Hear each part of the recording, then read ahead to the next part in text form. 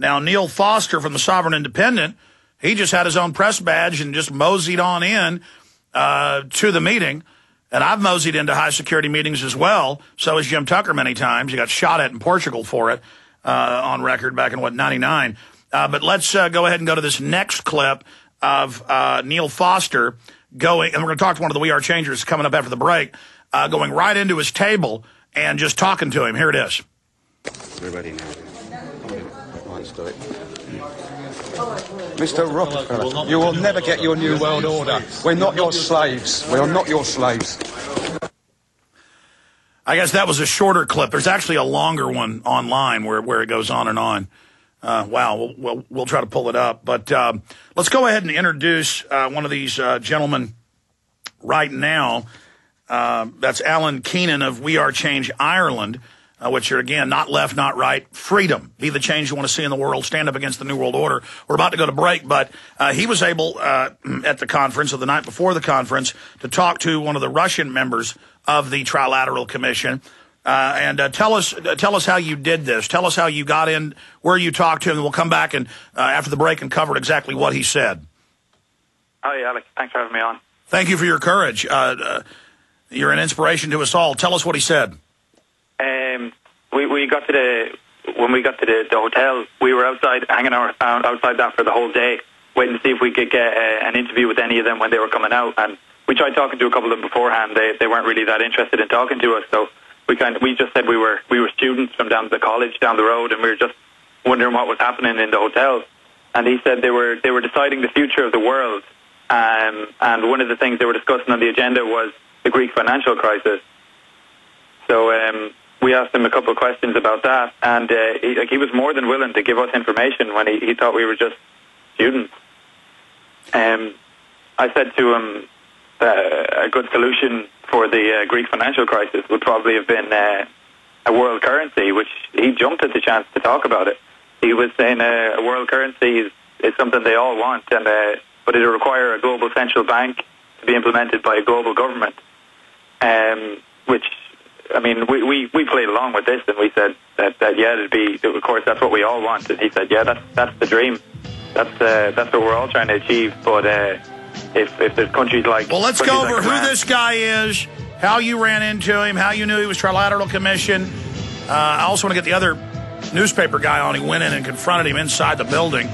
Just amazing information. Stay with us. Quick break, sir, and we'll come back with Alan Keenan on the other side of We Are Change Ireland. Stay with us.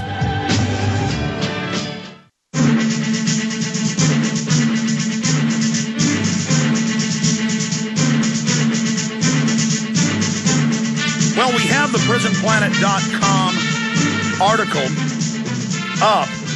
Trilateral Commission wants war with Iran. We'll get into exactly what this Trilateral Commission top globalist told them. Again, since we hit that break, start over, go through who he is, what he said to you, what he said about Iran. Go ahead. Hi, Alex. We went to the Trilateral Commission meeting. It was the very first day of the actual meeting. It was the Friday. There wasn't a lot of people there. And the place was locked down pretty tight with security. So we were only outside the grounds. They wouldn't let us anywhere near the hotel itself. And there was a couple of people that left. We couldn't really get talking to them. They weren't willing to listen to anything we had to say. But there was this one guy, we saw the Trilateral Commission badge. His name was Mikhail Slobodonsky, I think. He said he was a Russian advisor to former prime ministers, and that the Trilateral Commission were deciding the future of the world. He went on to say about when we mentioned a global currency as an idea, he said that, of course, that's what they were thinking about, but they'd need a global central bank to implement this, and a global government on top of that. But he said that it was a great idea, and it's what they all wanted, and it's what they were working for, but it's not possible yet, because countries like Iran and South Korea and these sort of countries, they'd never stand to have the same sort of government as America. Incredible. Continue. He was more than willing to talk about it for a few minutes until he got pretty uncomfortable when we probed him with further questions, and he said that the Chatham House rules actually prevented him from talking to people, and he might get in trouble for having mentioned what he said to us. And he he ran off. We tried to get a few more questions from him, but he wasn't willing to talk to us after that. But he'd given us some incredible information that we didn't think we'd actually get out of any of these guys. He seemed quite naive, that he was just willing to talk about it in the open. Like I think they think it's a good thing. Like these low-level guys think they're doing good for the world. Well, they also think we're all blind. They're so used to the public just blindly walking around drooling, only caring about football or celebrities, that when someone actually, I mean, I've had Rothkopf, the former head of the Kissinger Group, who wrote the book Superclass and Admits World Government, and he came right on and said world government's basically good and everything. And it turned out he thought I was Alex S. Jones of the New York Times, who has a radio show Unbelievable. on. But we didn't tell him that. That's happened over and over again.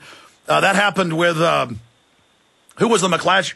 Greg Gordon, the McClatchy newspaper guy, didn't figure it out till he heard my voice. I mean, we don't call him and tell him we're Alex S. Jones. We say Infowars.com. And, I mean, these guys are just so used to everybody. And Greg Gordon's a good guy. He said he'd come back on. He thought we were Alex S. Jones, too.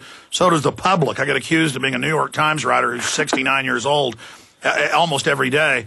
And I get accused of running the Genesis porn website because I'm on Genesis Network. I mean, the public is, again, there's no connection, folks. I mean, the public just is so naive that I think the globalists just think they've got clean sailing. That's why what you and others are doing is really starting to shake them up, that more and more of us can see them.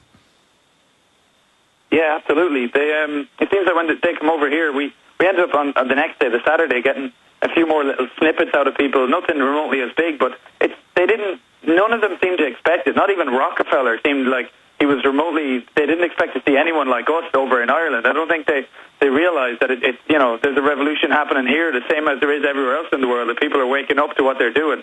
They know exactly what they're trying to implement, and we're sick of it. They seem like they just never expect people to be here and never expect people to contradict what they want. You know what I like about the Irish in all the videos I've seen, and I also hear it from the British, and I've seen it from Americans as well, but every We Are Change video I've seen